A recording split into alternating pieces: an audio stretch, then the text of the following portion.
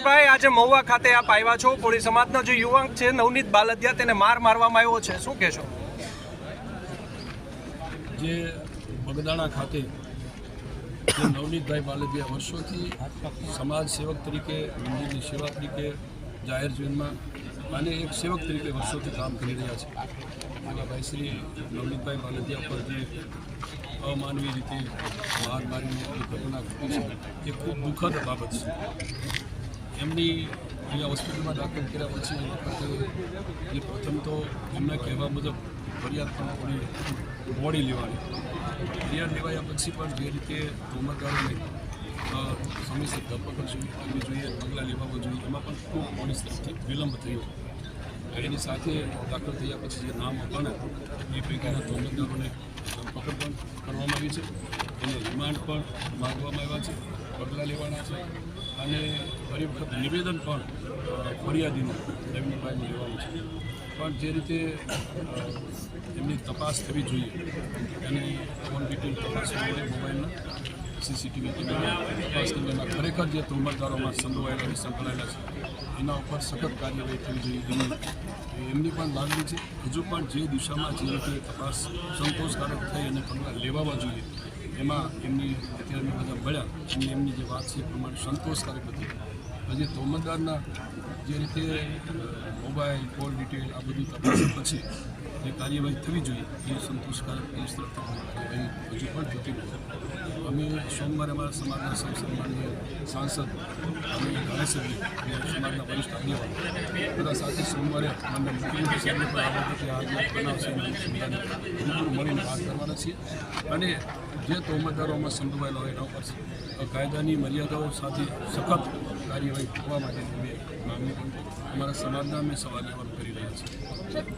સામાજિક ઊભું થઈ રહ્યું છે તેવી પણ અવાજ સમાજનો શું હશે?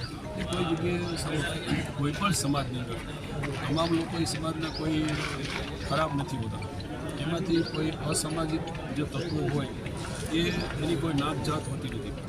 જે લોકોમાં કોઈ પણ સમાજની અંદર અસામાજિક તત્વો હોય એટલા પૂરતી મર્યાદિત છે. કોઈ બે સમાજ એક સમાજ હોય એમાં આખો સમાજ ખરાબ હોય છે.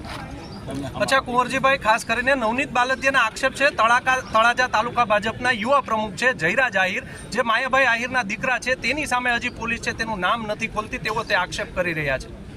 હજુ પણ હમણાં આપને મેં કહ્યું તેમ એની મોબાઈલની કોલ ડિટેલ અને સીસીટીવી કેમેરાઓ એ તપાસાય અને એમાં જે કોઈ તોમતદાર છે એને કોઈને છોડવામાં નહીં આવે એવી વાત અમે અમારા અધિકારીઓ પોલીસ અધિકારીઓ પણ કહેવાના છે અને માનનીય મુખ્યમંત્રી સાહેબને પણ અમે સોમવારના દિવસે બધા સમાજના આગેવાનો ધારાસભ્યો સંસદ સભ્યો બધા મળીને એ વાત કરવાના છે. જે કોઈ તોમતદાર હોય એ કોઈને આમાં છોડવામાં ન આવે અને પૂરી સખ્તાઈથી પગલાં લેવામાં આવે. અચ્છા કુંવરજીભાઈ, ગઈકાલે એક કથિત ઓડિયો પણ વાયરલ થયો છે જે જયરાજ આહિરનું ફાર્મ હાઉસ છે, તેમાં આ કેસનો મુખ્ય આરોપી છે નાજુ કામળિયા તથા રાજુ ભમ્મર, તેનો એક વિડીયો વાયરલ થયો છે. જેનો વિડીયો વાયરલ થયો છે એમાં જે કોઈ તોમતદાર તરીકે એમાં સાબિત થશે એને અમે માનનીય મુખ્યમંત્રી સાહેબ પાસેથી સખત કાર્યવાહી થાય, પગલાં લેવાયા એ બાબતે અમે સાથે મળીને રજૂઆત કરવાની, પગલાં પણ લેવડાવવાના છે. કુંવરજીભાઈ, 2 થી 3 દિવસ પૂર્વે માયાભાઈ પણ આપણે મળ્યા હતા, એ પ્રકારની વાત સામે અમે એક પ્રસંગ ત્યાં મિટિંગ હતી અમારી શ્રમ રોજગાર વિભાગની અને એ મિટિંગમાં અમે ખાસ કરીને જે મચ્છીમારો છે